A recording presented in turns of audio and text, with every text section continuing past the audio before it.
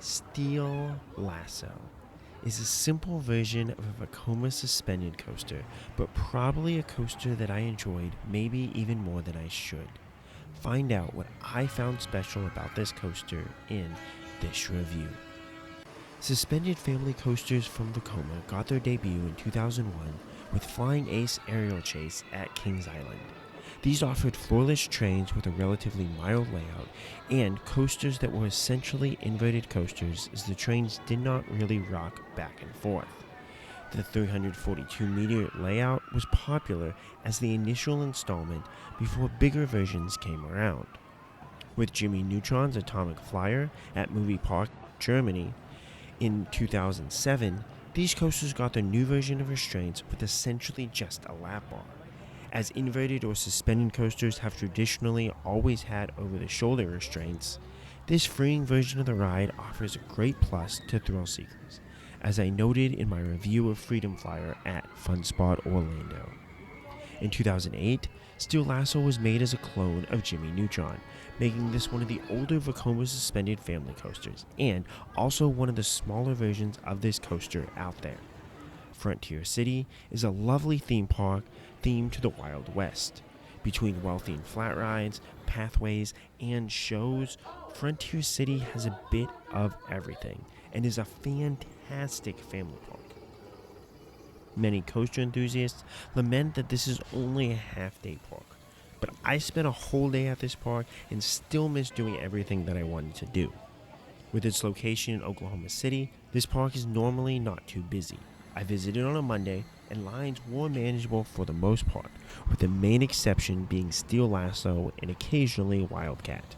Steel Lasso makes sense as the main issue with these Vekoma Suspended Family coasters is they only operate with one train, making it very difficult for them to eat capacity once a line starts building up. This is also a mild enough coaster that families will want to ride while still enticing most thrill seekers who visit. I would suggest heading here first. You can probably do a lap on Diamondback just to make sure it doesn't break down, then head here for a few quick laps as the line can easily get to around the 40-minute mark. Compounding this wait is if you want to wait for the front row. Sitting up further in the train is likely preferred. I enjoyed my 2 front row rides, but my back row ride was subpar and forceless. The front row, which gives you a nice view from these open trains, is always a plus on these types of coasters, but the front row here also gives a nice blend of forces that you will not find further back in the train, as the front row is pushed more through certain elements, especially the various valleys on this coaster. Besides a natural few extra train wait for the front row, fast passes or other special boarders will board before the standby queue, and they will almost always take the front row, making it easily an extra 20 minutes to wait for the front row. I do find the front row pretty great though, but waiting can also cause you to miss other things in the park. Overall, I suggest trying to get here before there's a line so you can get the best rides with a minimal wait.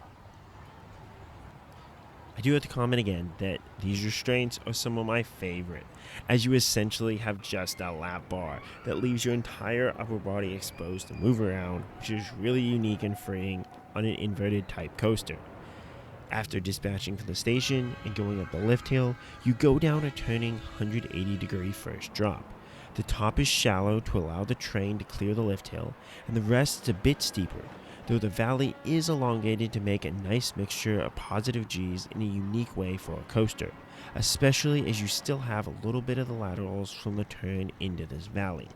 Next, you bank to the other side of the tracks with a minor S-bend before going up a 180-degree turn, which levels off a bit at the top.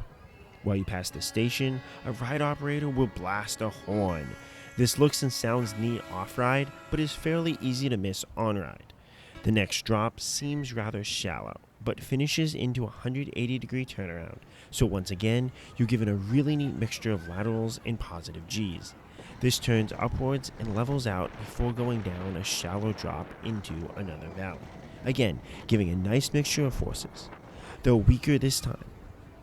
This leads to a final helix that looks big and solid off-ride, but you take it with little speed so it doesn't deliver too much in the forces department, but it is a nice, mild finale to a family coaster. After the helix, you round a final turn before heading into the brake run and ending your ride on Steel Lasso. Overall, how good is Steel Lasso? In the front row, the mixture of positive G's with the small drops creates some powerful and enjoyable forces. This is still a mild family coaster, but it has some great moments that I can really enjoy, and I rank it much higher than Freedom Flyer at Fun Spot Orlando. I rank it right above White Lightning, also at Fun Spot Orlando. White Lightning has nice airtime on its double up and double down, but I'm just not a huge fan of Great Coaster International or GCI coasters due to their restraints, so it can only rise so high in my rankings. And I rank Steel Lasso right below Galaxy Coaster at the Houston Rodeo.